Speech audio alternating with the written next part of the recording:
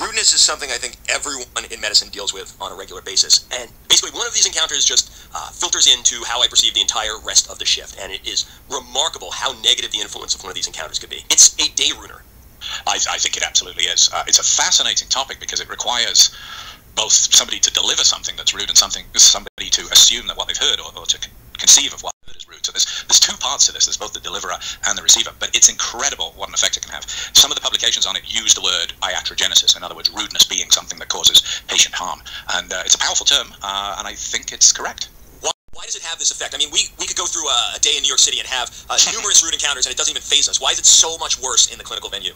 Well, that's a fascinating question. I may not have the answer. I would posit, though, that it's because we are experiencing life, but in a very distilled version in the emergency room or the ICU. In other words, just as you say, we experience all the same interactions, all the same crises, but they're just that much more amped up when you have a very sick patient. And so everything is magnified. But I think in addition to that, our Janus head, both our strength and our weakness as EM and ICU practitioners is that we are very engaged, that we do take this personally, which is why we do what we do. And therefore, when somebody attacks, whether it's our abilities, whether it's our sense of right and wrong, whether it's our sense of decency, our professionalism, these are conceived to be very personal attacks.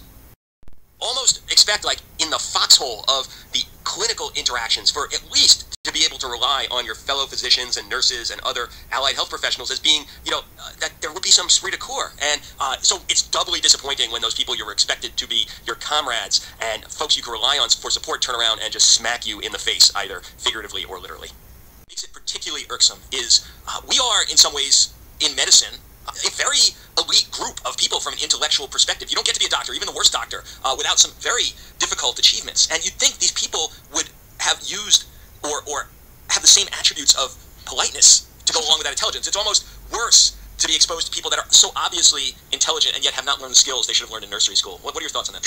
I think that's wonderfully put. We also portray ourselves as being somehow rock hard and armored when we go to work. And actually, one of the things I've increasingly learned about doctors and nurses, we have lots of wonderful traits, but along with that sort of sense of taking things personally, the myth of the imposter is very, very real in our profession. And so when somebody does attack us, one of the reasons we let them in is because there are chinks in our armor. So yes, I think you're absolutely right that it seems like awful behavior, especially when we're all trying to do our best. I think, though, both the awful behavior and the fact that we are sensitive is why this is such as I say, an iatrogenic issue, rudeness. But actually, it could be argued that there's a pervasive rudeness throughout our system, that bullying, if bullying's not too top shelf of a word to use, may occur from nurses to junior trainees. It may occur between nurses. There seems to be rudeness going in all directions, or if not rudeness, a lack of courtesy or a lack of civility. Just developing a society with courtesy and civility and actually seeing that as a key medical attribute that we should look for with people that come in, but more importantly than looking for it with people that come in, we should foster it throughout, because as you say, a lot of very, very decent, well-meaning people come into medicine and they pick up all of the medical knowledge and they kick out much of their humanity, and it's not what our patients deserve, what we want, what our family members want when we come home late at night, and it's a real loss if you lose your soul at the same time that you become the greatest technical doctor in your institution. When we look at communication, there's verbal communication that finally we're starting to put some effort into, but we're really only scratching the surface when we realize there's also paraverbal communication, in other words, the way you say it, so the volume, the emphasis. Then there's non-verbal, what we don't say but our hand gestures or our facial expressions. And then there's other stuff, such as the authority gradient or the way we might have acted in the past. And my understanding is that when there isn't a correlation between the two, in other words, if you say, what the hell's going on, and you believe you said, what the hell's going on, in a far less accusatory manner, that in fact your actual words will be de-emphasized, and the emotion, the paraverbal, the non-verbal, or the past history will actually be thought of as far more important by the listener. So we have to be very careful about what we say, but we also have to be extremely careful about how we say it, and the medium becomes the message, to quote a Canadian philosopher, Marshall McLuhan. Workplace incivility and bullying is any negative behavior that demonstrates a lack of regard for others. This can include a vast number of disrespectful behaviors, including harassment, teasing, gossiping, purposely withholding business information, overruling decisions without a rationale, not responding or responding slowly when a colleague asks for help, passive-aggressive behavior, sabotaging team efforts, demeaning others, especially lesser experienced members of the team, verbal intimidation, eye rolling, habitual tardiness. 35% of adult Americans, an estimated 54 million workers, report being bullied at work.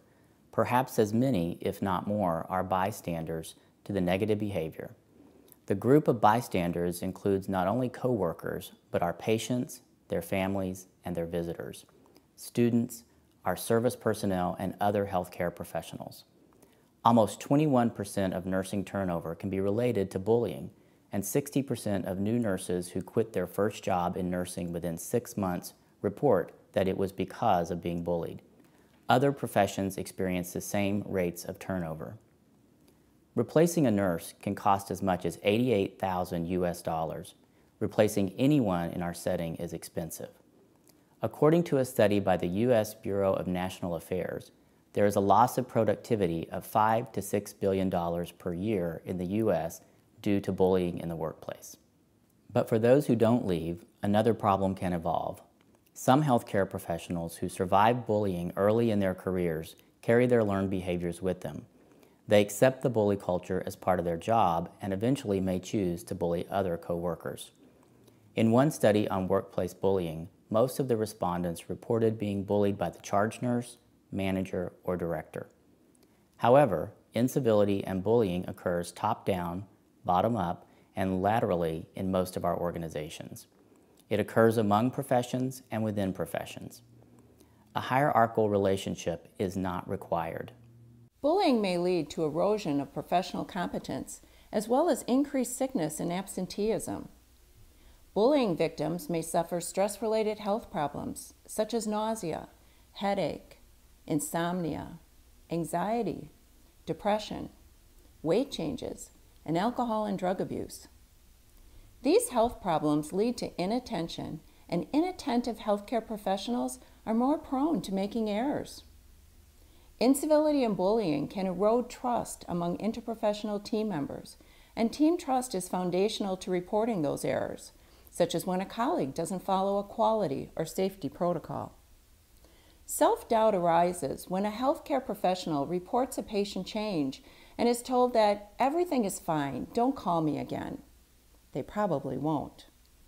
But incivility and bullying don't just occur among healthcare professionals. They are also often directed at patients and their families.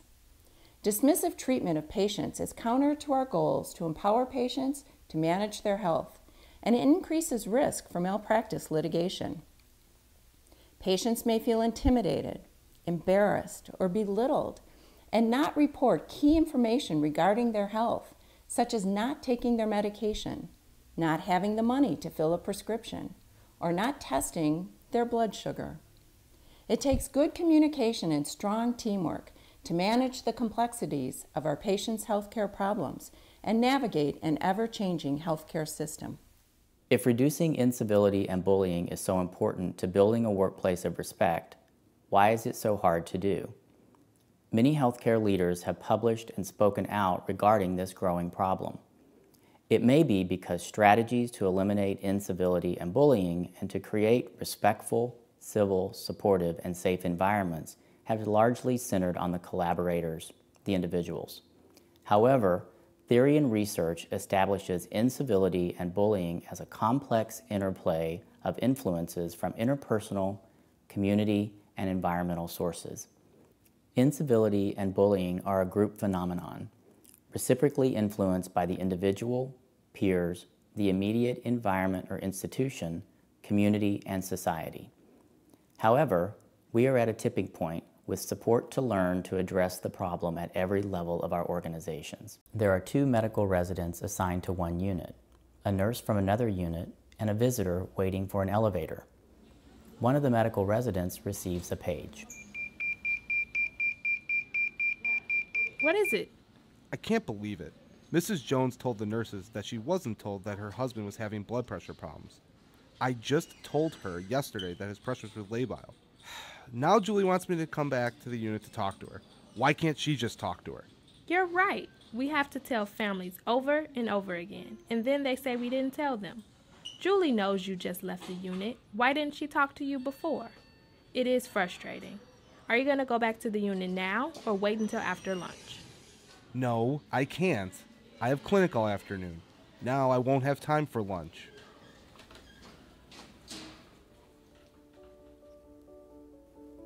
Here we witness the residents saying demeaning things regarding a family and the nursing staff.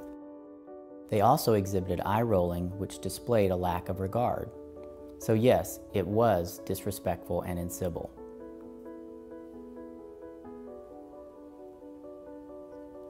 In this scenario, Mrs. Jones and the unit's nurses were not directly impacted. They were unaware of the comments. However, the patient visitor and the nurse at the elevator, the bystanders, heard the comments. What do you think the visitor thought? Would he be willing to ask a question of his doctors next time? Would he think that they were talking about him behind his back or rolling their eyes at him when he wasn't looking? Would he wonder if the doctors think all patients are stupid? What about the nurse? What do you think he thought? Did he wonder what the residents say behind his back, or if they rolled their eyes at him when he called? Remember, bystanders can be other healthcare professionals, students, or the patients, families, and visitors in the setting. Bystanders can experience all the same negative effects as collaborators and need to see that the values of the organization are lived.